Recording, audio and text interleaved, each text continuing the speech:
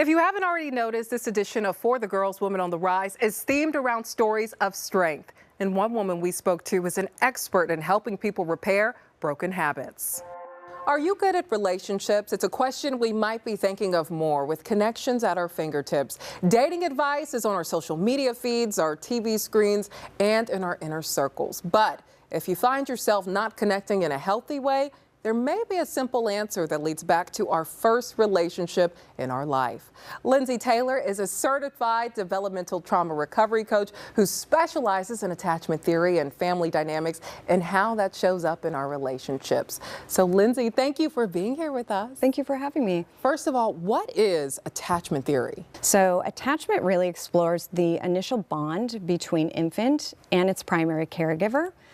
So your parents. And so if that bond was responsive, warm, and nurturing, then you typically go on to develop a more securely attached system. And then there's other forms. So there's anxious, insecure, avoidant, insecure, and disorganized, insecure.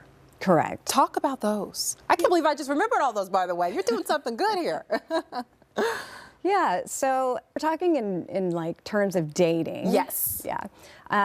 One of the kind of classic marks, if you're on a date with an avoidant person, is they conceal a lot of information and they provide just surface level information. But if things feel like it's getting too vulnerable, they kind of withdraw.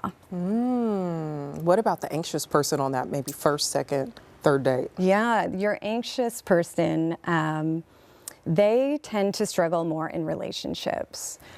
They find that they're going to need a lot of reassurance and a lot of validation. They're also the type that they want close proximity pretty quickly early on in a relationship. They're also kind of can be guilty of being clingy or a little distrusting. People who identify as disorganized have more adverse childhood experiences. And so they are a combination of both anxious and avoidant. How do people, if you identify as anxious or avoidant, how do you kind of go towards that more secure attachment? What are some base level tips or things you could start working on? Yeah, I love this. There is something called the 5 pillars of secure attachment. And the first one is to feel safe with who you're with. The second one is to be seen and known. So if we're talking about responding to your infants, responding to those cues of crying or cooing or joy. The third one is to feel valued. Valued for just who you are and not so much like necessarily of what you're doing, but who you are as a person. And then there is comfort. So in times of distress or stress or disease, that we're seeking comfort with that attachment figure.